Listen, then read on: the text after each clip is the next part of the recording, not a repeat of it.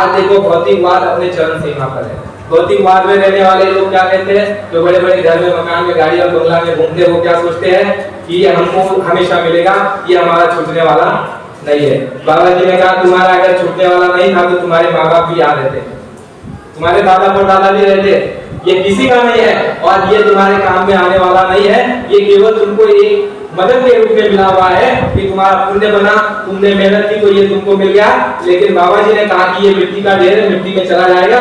इसमें असली चीज जो है जीवात्मा, और जब ये जीवात्मा शरीर से निकल जाएगी, ना तुम्हारी गाड़ी वहां पर आएगी, ना बंगला वहां पर आएगा, ना फ्लैट वहां पर आएगा, ना एसी वहां पर आएगी। वहां पर आएगा क्या?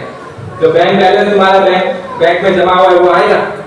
देखो कोरोना के समय में जो पैसे की अकड़ करते थे, अहंकार करते थे, प्रकृति ने दिखा दिया कि तुम्हारा पैसा भी काम में नहीं आएगा। ये ऐसा क्यों होता है? देखो कोरोना के समय में कुछ लोगों का समय पूरा हो गया तो उनको जाना पड़ा, समय पूरा होने के कारण। लेकिन कुछ लोग अकाल मृत्यु मरे, तो अकाल मृत्यु के लिए गुरु महाराज ने, महात्मा ने कहा कि जिन्होंने जो है अपने जीवन में हिंसा की है, हिंसा, मांस खाया, शराब पिया, लोगों को मारा पीटा, कत्लेआम किया, उन लोगों के लिए महात्मा ने कहा है कि ये हिंसा तुम पर भी आवे जो हिंसा तुमने दूसरे के ऊपर की है। जैसे देखो प्रेमियों, जय गुरुदेव, आप देखते हो ना प्रेमियों, देश के अंदर में कितनी हिंसा हो रही। ये भारत भूमि, ये भारत धर्म, ये भारत जो गुरु महाराज ने कहा ये ऋषि मुनियों का देश है। अरे भगवान राम, भगवान कृष्ण, ये जो है कबीर साहब का देश है, नानक साहब का देश है, गौतम बुद्ध और महावीर का देश है, ऋषि मुनि पीर पैगंबर सती जतियों का देश है, ये संस्कारियों का, पुण्यात्माओं का देश है। और यहाँ पर कभी हिंसा नहीं होती थी, यहाँ पर जीवों की रक्षा इबादत होती थी, उनको मारा और काटा नहीं जाता था अपने जुबान के स्वाद के लिए। लेकिन भौतिकवाद अपने चरम सीमा पर है। धर्म जो है लोप हो गए लोगों के भीतर में, महात्माओं की संगति छोड़ दी और अपने जो है अहंकार गुरु गुमान में ये समझने लग गए कि हम चाहे जो कर्म करेंगे हमको कोई रोकेगा टोकेगा नहीं और हमको कोई तकलीफ आने वाली नहीं। लेकिन महात्मा ने देखा, ध्यानपूर्वक सुना क्या कहते हैं। वो ये कहते हैं कि जो भी हिंसा तुमने की, हिंसा हुई है, गुरु महाराज ने कहा ये हिंसा तुम पर सब पर लगी है। क्यों लगी है?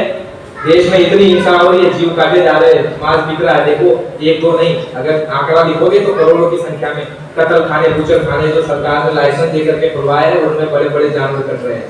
गाँव गली कस्बों नुक्कड़ पर देखो कितने जानवर रोज के रोज कट रहे हैं। ये क्या हो रहा है? हिंसा हो रही है। गुरु महाराज ने कहा ये हिंसा तुम भी देख रहे हो, लेकिन उस हिंसा को ना रोक रहे हो, ना मांस छोड़ रहे हो, और जो उस हिंसा को बढ़ावा दे रहे हैं ऐसे लोग को तुम साथ दे रहे हो, इसलिए तुम सब हिंसक हो गए। बाबा जी ने ये कहा एक को अपराध नहीं लगेगा, सबको अपराध लगेगा। क्योंकि जो हिंसा हो रही है, तुम कह रहे हो भाई हम केवल हम शाकाहारी है और जो मांस काट रहा है, खा रहा है, उसको काटने दो, उसका कर्म हो जाएगा। नहीं, ये वैश्विक संकट है हिंसा का। ये पूरे देश के देशव्यापी संकट है। पूरे देश में हिंसा बढ़ रही है। तो आप अगर शाकाहारी हो तो आपका धर्म है आवाज लगाने का, आवाज लगाने का आपका धर्म है। आवाज लगा दोगे तो जो हिंसा आपके ऊपर लगी है, दोष अपराध, भले आप शाकाहारी हो, लेकिन आवाज लगा दोगे तो हिंसा तुम्हारे ऊपर से हट जाएगी, वो हिंसा हटेगी। ये युक्ति बाबा जी ने बताई। देखो अपने प्रेमियों को आदेश दिया 2010 में कि जाकर के गरीब कस्बों में, शहरों में, नुक्कड़ में, गाँव में, जंगलों में, खेत और खलिहानों में हर आदमी, पुरुष, बच्चे बच्चियों तक बच्चा ये आवाज लगा दो कि आने वाला समय खराब, जल्दी छोड़ो। तो ये प्रेमी तोड़ रहे हैं। तो तुम्हारी हमारे ऊपर जो हिंसा लगी थी वो हिंसा गुरु महाराज ने हटाई। लेकिन गुरु महाराज कह रहे हैं कि वो लोग सब पर हिंसा लगी है जो हिंसा को बढ़ावा दे रहे हैं, जो मांस खा रहे हैं, जो जानवर कट रहे हैं, लेकिन फिर भी वो अपने मुख से आवाज नहीं निकाल रहे। भले वो शाकाहारी है, भले वो कथा कर रहे हैं, लेकिन वो अगर शाकाहारी के विषय में समाज को जागरूक नहीं कर रहे हैं तो वो भी इस अपराध के भागीदार है और उनको भी लपेटा जाएगा। ईश्वरीय कोप जब बढ़ेगा तो उनके ऊपर भी शस्त्र चलेगा, उनके ऊपर भी हिंसा आएगी, उससे बचने वाला कोई नहीं। बाबा जी ने ये शब्द का वर्णन कर दिया, बच्चा तुम सब पर हिंसा लगी है और हिंसा पाप में सबसे बड़ा पाप है। पापों में पाप अगर कोई है तो वो हिंसा। हिंसा अगर करोगे तो उसकी माफी नहीं है। लेकिन महात्मा जुक्ति जानते हैं और वो जुक्ति से तुम्हारा ये छुटकारा करते हैं। तो स्वामी जी महाराज ने कहा कि ये हिंसा तुम पर भी आवे, जब एक दिन काल शीश पर धावे, तादिन की तुम करो विचार, धन हाकिम कछु काम न आए, हाकिम हुकुम सभी नसावे, सुख संपदा तेरे काम न आवे, ताको गुरु भक्ति कीजिए, जीवन सफल कमाई कीजिए। ये एक रास्ता बताया कि गुरु भक्ति कर लो तो हिंसा करिए।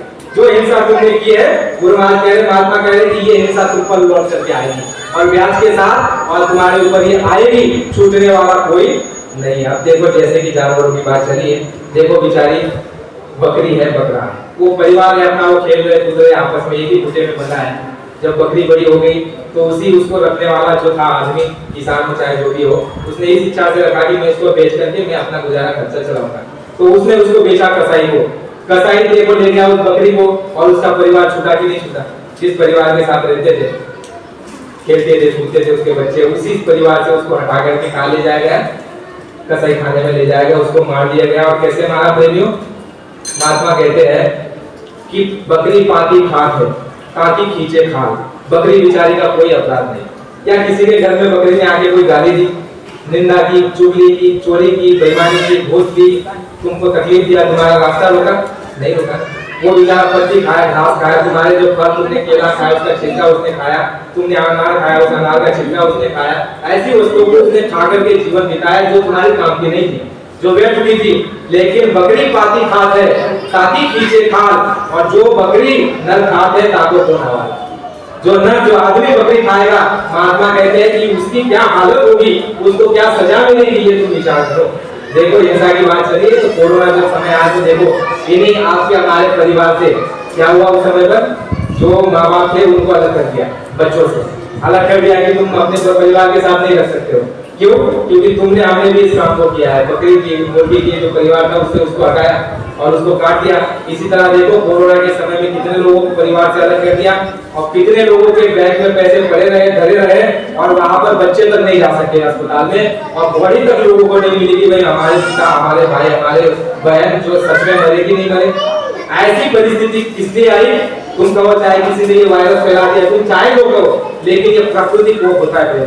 प्रकृति का डंडा जब बजता है, गुरु महाराज का प्रकृति के जब नियम को तुम तोड़ते हो, छिन्न भिन्न करते हो, तो उस समय पर प्रकृति, गुरु महाराज ने कहा दूषित प्रकृति मांस खाने और शराब पीने वाले को बच्चा सख्त सजा देने जा रही है। तुम गली कस्बों में हर आदमी तक ये बात मेरी पहुंचा दो। उस आने वाले संकट और पीड़ा से, तकलीफ से, प्राकृतिक आपदाओं से, दैविक संकटों से अगर बचना चाहते हो तो शाकाहारी हो। ये स्वामी जी महाराज ने कहा कि आने वाले संकट से अगर बचना चाहते हो तो शाकाहारी हो जाओ। ये तो सूत्र दे दिया। तो स्वामी जी महाराज ने देखो क्या कार्य किया, जब तक आप शाकाहारी नहीं होते। गुरु महाराज ने कहा कि ये मनुष्य शरीर में, मनुष्य मंदिर में अगर तुम मुर्दा डालोगे तो ये क्या हो जाएगा? ये शमशान घाट हो जाएगा। ये शमशान घाट हो जाएगा, ये चलता फिरता कब्रिस्तान हो जाएगा, और इससे जो भी काम करोगे वो सारे पुण्य ही बनेंगे। तो चाहे ये समझो कि पुण्य कर रहे हो, पुण्य कर रहे हो, पुण्य नहीं पाप ही बनने वाले हैं। स्वामी जी महाराज ने कहा कि इसकी शुद्धि करो, किसके पास जाकर के? महात्माओं के पास जाकर के। शरीर शुद्धि हो जाएगी, उसके बाद मन शुद्धि हो जाएगा, उसके बाद आत्मा शुद्धि हो जाएगी। तो स्वामी जी महाराज ने कहा ये तीनों चीजें जब शुद्ध हो जाएगी तो समाज भी शुद्ध हो जाएगा। समाज के अंदर में जो चोरी, डकैती, बेईमानी, घुसखोरी, कत्लेआम जो हो रहा है ये भी अच्छा हो जाएगा। क्योंकि आदमी के अंदर में बुराई आने के बाद देखो समाज में बुराई आ गई। गुरु महाराज ने कहा 2000 बुराइयां किसमें है? शराब में है। अगर शराब देश से निकल जाए तो 2000 बुराइयां समाप्त हो जाएगी। तो आपकी शरीर की शुद्धि कौन करेगा? महात्मा करेगा, गुरु महाराज ने की। आपके मन की शुद्धि कौन करेगा? महात्मा करते हैं, गुरु महाराज ने किया। और आपकी आत्मा की शुद्धि कौन करेगा? महात्मा करेंगे, गुरु महाराज ने किया।